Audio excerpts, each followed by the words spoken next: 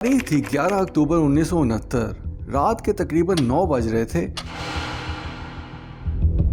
جب San Francisco کی گیری اسٹریٹ پر ایک انجان شخص نے ایک کیب کو روکا اور اسے قریب ہی موجود ایک لوکیشن پر چلنے کو کہا۔ پال سٹائن نامی اس کیب ڈرائیور نے اس انجان شخص کو ساتھ بٹھایا اور ٹیکسی آگے بڑھا دی، لیکن ٹیکسی ابھی کچھ ہی دور گئی تھی کہ اچانک ایک جگہ رک گئی۔ اس انجان شخص نے جیب سے سیمی آٹومیٹک 9mm پسٹل نکالا اور ٹیکسی ڈرائیور پر فائر کھول دیے۔ گولیاں سیدھی پال کے سر پر لگیں اور وہ موقع پر ہی جان گنوا بیٹھا۔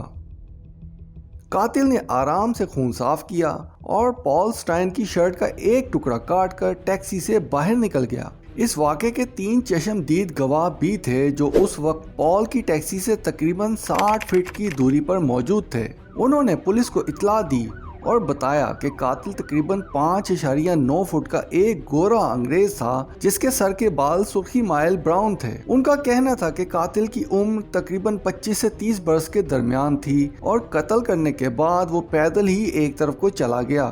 اس واقعے کے بعد پولیس نے جلد بازی میں ایک شخص کو گرفتار بھی کیا، لیکن غلطی سے وہ ایک افریقی امریکن شخص کو گرفتار کر بیٹھے جو کہ قاتل نہ تھا۔ پولیس نے اس قتل کو ڈکیتی میں شمار کیا، مگر 2 دن بعد یعنی 13 اکتوبر کو سین فرانسسکو کرونیکلز کو قاتل کی جانب سے ایک خط ملتا ہے جس میں پال سٹائن نامی ٹیکسی ڈرائیور کی شرٹ کا ٹکڑا بھی لگا ہوتا ہے۔ اس خط کے بعد پورے علاقے میں خوف کی ایک لہر سی دوڑ جاتی ہے، کیونکہ یہ خط کسی اور کی جانب سے نہیں بلکہ امریکی تاریخ کے خطرناک سیریل کلر زوڈیاک کلر کی جانب سے تھا، جو اس سے پہلے بھی کئی قتل کر چکا تھا۔ آج کی یہ انمول کہانی اسی پراسرار زوڈیاک کلر کے بارے میں ہے۔ ناظرین، زوڈیاک کلر کون تھا؟ 70 کی دہائی میں اس کی دہشت سے سین فرانسسکو کیوں کانپ رہا تھا؟ اس نے کتنے قتل کیے؟ کیا زوڈیاک کلر نامی یہ شخص دماغی مریض تھا؟ اس خطرناک قاتل کو امریکی پولیس کیوں گرفتار نہ کر پائی؟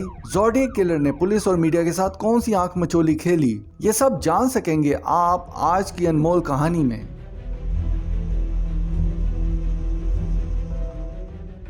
کہانی شروع ہوتی ہے 20 دسمبر 1968 کو، جب 17 سالہ ڈیوڈ فریڈرے اور اس کی گرل فرینڈ 16 سالہ بیٹی لو جینسن اپنی پہلی ڈیٹ پر رات 11 بجے کے قریب ہرمن جھیل کی جانب نکل پڑتے ہیں۔ انہوں نے اپنی گاڑی سڑک کے کنارے گریول پارکنگ ایریا میں روکی۔ کچھ ہی دیر گزری کہ ایک اور کار وہاں آ کر رک گئی۔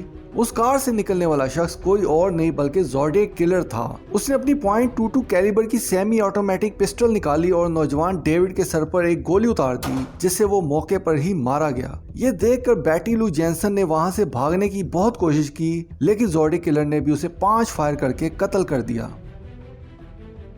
دوسرے دن پورے ایریے میں کوہرام مچ گیا، کیونکہ ولیجو نامی اس علاقے میں یہ اپنی نوعیت کا پہلا واقعہ تھا۔ لوگ کافی خوفزدہ ہو گئے اور پولیس کو بھی اس قتل کے سلسلے میں کوئی سراغ نہ مل سکا۔ اس واقعے کو تقریباً 7-8 ماہ گزر گئے، لیکن پولیس قاتل کو گرفتار کرنے میں ناکام رہی۔ ناظرین، اس سلسلے کا اگلا واقعہ اسی واقعے کے 7 ماہ بعد یعنی 4 جولائی 1969 کو پیش آیا، جب 22 سالہ ڈیرلین فیرن اور مائیکل میگیو کو بلو راک اسپرنگ پارک میں رات تقریباً 12 بجے قتل کر دیا گیا۔ ڈیرلین کو 9 گولیاں ماری گئیں جبکہ مائیکل کو 4 گولیاں لگیں۔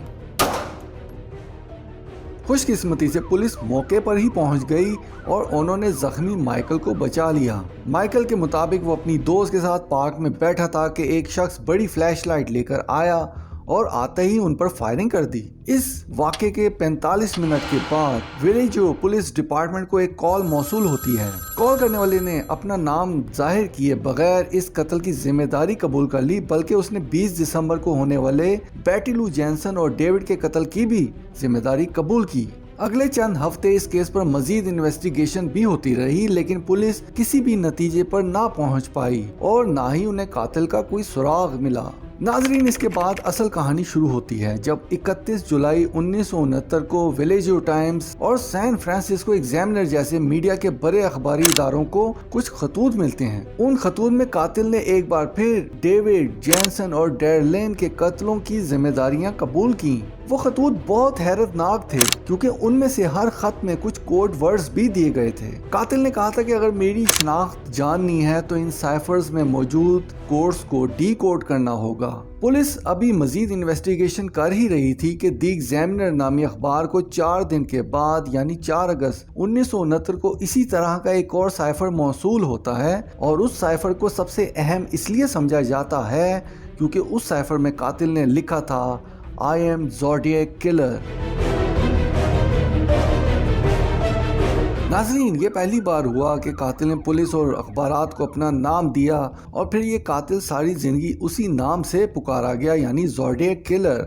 इस वाक़े को अभी 2.5-3 माह ही गुजरे होंगे कि इसी तरह का एक वाक़या पेश आ गया जिससे एक बार फिर इलाके में कोहराम मच गया। पुलिस पर सवालात उठने लगे, लोग इतने खौफजदा हो गए कि रात को घर से बाहर निकलना ही छोड़ दिया।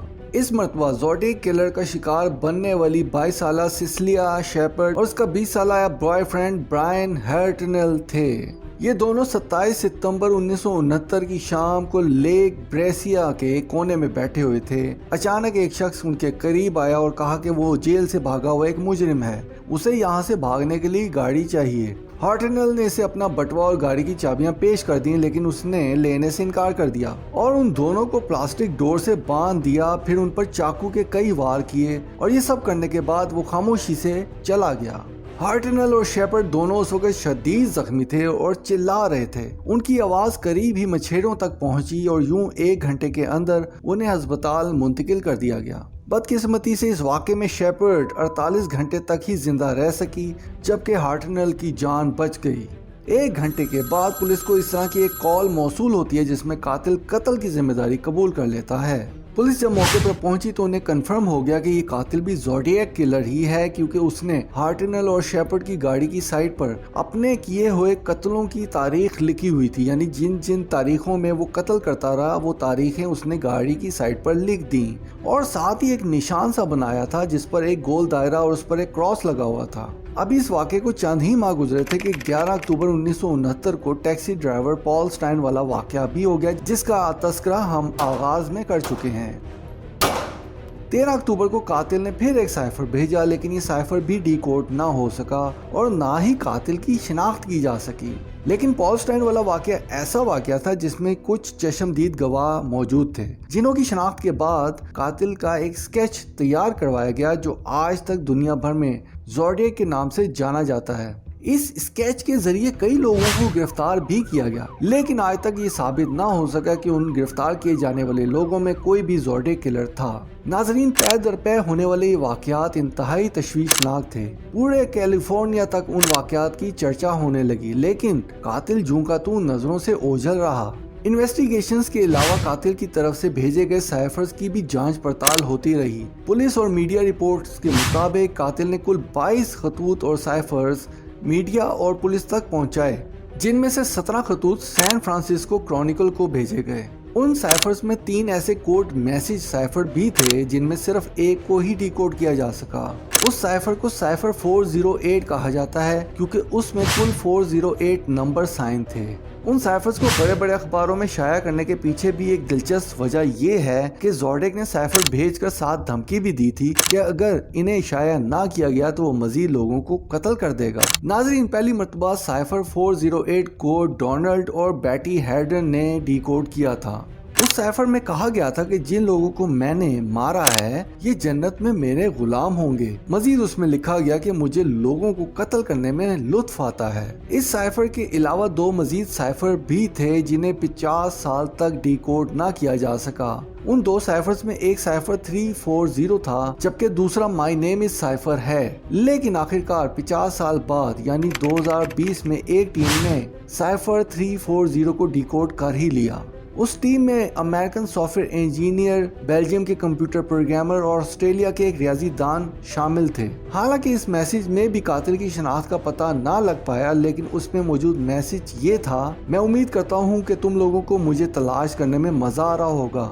मैं गैस चैम्बर से नहीं डरता क्योंकि ये मुझे जन्नत में ले जाएगा। नाजरीन, ये वाक़यात अमेरिकी तारीख में आज तक नहायत अहमियत के हामिल रहे हैं। इसकी एक वजह तो ये कि कातिल बताकर कत्ल करता रहा और उसे कोई गिरफ्तार भी ना कर सका।